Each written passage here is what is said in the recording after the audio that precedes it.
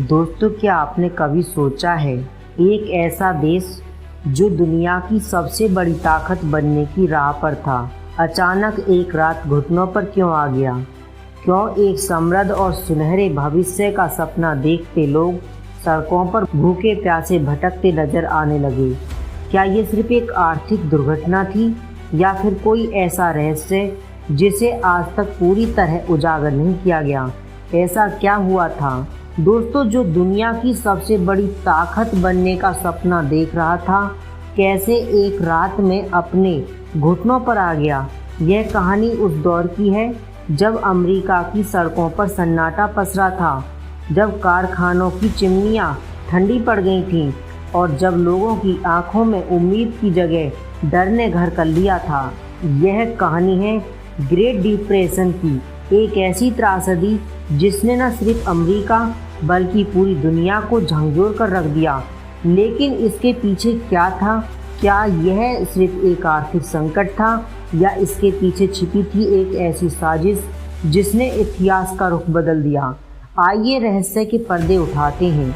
दोस्तों, वीडियो में एक छोटा सा कमेंट कीजिए, वीडियो को लाइक कीजिए और साथ में चैनल को सब्सक्राइब कीजिए ताकि हमारा हौसला बढ़ता रहे। दोस्तों, 1920 का दशक, इसे रोअरिंग कहा जाता था। अमेरिका के एक सपने की तरह चमक रहा था। अमेरिका एक सपनों की तरह चमक रहा था। सड़कों पर ऑटोमोबाइल की रेलम पेल थी, घरों में रेडियो टेलीविजनों की आवाज़ें गूंज रही थीं और लोग स्टॉक मार्केट में अपनी किस्मत आजमा रहे थे। यह वह दौर था जब हर कोई अमीर बनने का सपना देख रहा था, लेकिन इस चमक के पीछे एक अंधेरा छिपा था जो धीरे धीरे पूरी दुनिया को निगलने वाला था। दोस्तों, सब कुछ 1914 में शुरू हुआ जब यूरोप में प्रथम विश्व युद्ध की आग भड़क उठी। ऑस्ट्रेलिया के राजकुमार की हत्या ने एक ऐसी चिंगारी जलाई जिसने पूरी दुनिया को अपनी लपेट में ले लिया। रूस, जर्मनी और ब्रिटेन जैसे देश इस युद्ध में कूद पड़े। यूरोप की अर्थव्यवस्था लड़खड़ा गई, कारखाने बंद हो गए और खाद्य सामग्रियों की कमी होने लगी। लेकिन इस संकट में अमेरिका ने एक मौका देखा।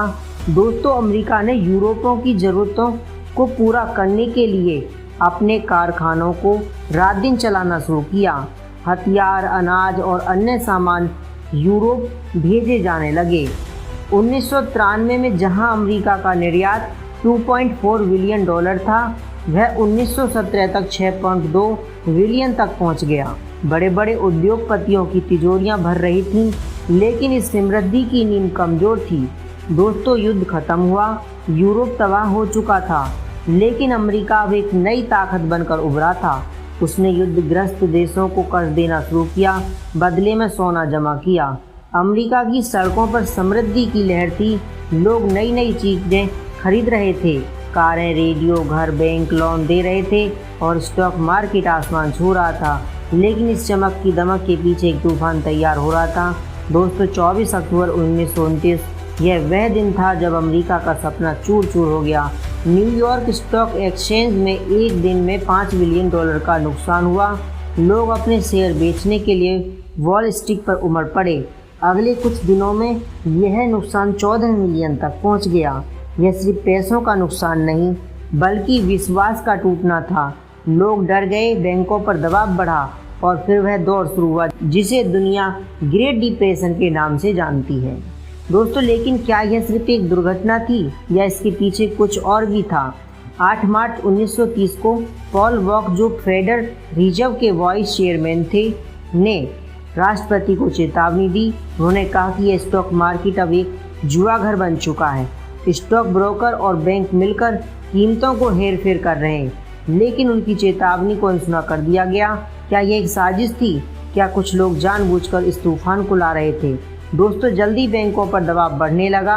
लोग अपने पैसे निकालने के लिए कतारों में लग गए, लेकिन बैंकों के पास अब पैसा नहीं था।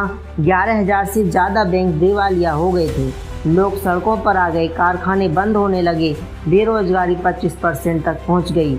अमेरिका की सड़कों पर भूख और निराशा का आलम था। दोस्तों, लोग अपने घर बेचने लगे। जो कारें कभी उनकी शान थीं, अब वही उनका आशियाना बन गईं। जगह जगह झोंपड़ियां उभरने लगीं जिन्हें लोग हूवर विल्स कहने लगे। यह नाम राष्ट्रपति हावर्ड हूवर के नाम पर था, जिन्हें लोग इस संकट का जिम्मेदार मानते थे। लेकिन क्या हूवर अकेले जिम्मेदार थे या यह एक ऐसी आंधी थी जिसे कोई रोक नहीं सका? दोस्तों, यह संकट सिर्फ अमेरिका तक सीमित नहीं रहा, यूरोपीय भी इसकी चपेट में आ गए। ऑस्ट्रेलिया के क्रेडिट एंड स्टॉल्ट बैंक के दिवाला होने की खबर ने पूरे यूरोप को हिलाकर रख दिया। जर्मनी में 60 लाख लोग बेरोजगार हो गए। इस संकट ने न सिर्फ अर्थव्यवस्था को तोड़ा बल्कि जर्मनी में नाजीवाद के उदय का रास्ता भी खोल दिया। हिटलर ने इस संकट का फायदा उठाया और सत्ता पर कब्जा कर लिया। क्या यह महज एक संयोग था या ग्रेट डिप्रेशन की दुनिया में एक त्रासदी की ओर धकेल दिया था? दोस्तों, इस आंधी का असर भारत तक पहुंचा, जो उस समय ब्रिटिश शासन के अधीन था। भारत की अर्थव्यवस्था खेती पर निर्भर थी। जब अंतर्राष्ट्रीय बाजार में अनाज की कीमतें गिरी तो भारतीय किसानों की कमर टूट गई। गेहूं की कीमतें 50% गिर गईं। बंगाल के जूट किसान कर्ज के बोझ तले दब गए। ब्रिटिश सरकार ने इस मौके का फायदा उठाया और भारत को सोना निर्यात करना शुरू कर दिया। क्या यह सिर्फ आर्थिक संकट था या औपनिवेशिक शक्तियों की साजिश? दोस्तों, 1933 में एक नया चेहरा उभरा, फ्रैंकलिन डी रूजवेल्ट। उन्होंने न्यू डील प्रोग्राम शुरू किया, जिसने बैंक, स्टॉक मार्केट और कारखानों के लिए नए नियम बनाए।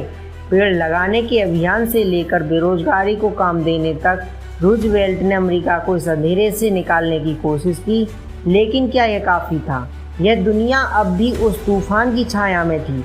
दोस्तों, 1939 में द्वितीय विश्व युद्ध शुरू हुआ। एक बार फिर अमेरिका ने मौका देखा और बंद पड़े कारखाने फिर से चालू हुए। हथियार, अनाज की मांग बढ़ी। धीरे धीरे अमेरिका इस संकट से बाहर निकला, लेकिन इसकी कीमत क्या थी? एक नया युद्ध जिसने दुनिया को फिर से तबाह की ओर धकेल दिया। दोस्तों, ग्रेट डिप्रेशन सिर्फ एक आर्थिक संकट नहीं था, यह एक सबक था। यह एक कहानी थी लालच, विश्वास और सत्ता की। लेकिन इस कहानी का अंत क्या था? क्या हमने इससे कुछ सीखा या हम आज भी उसी तूफान की छाया में जी रहे हैं? यह सवाल आज भी अनसुलझा है। तो दोस्तों, ये थी ग्रेट डिप्रेशन की पूरी कहानी। दोस्तों, वीडियो पसंद आई हो तो लाइक, शेयर, कमेंट जरूर करें और ऐसे ही वीडियो के लिए चैनल को सब्सक्राइब करें और बेल आइकन दबाएं। मिलते हैं अगली वीडियो में। नमस्कार दोस्तों।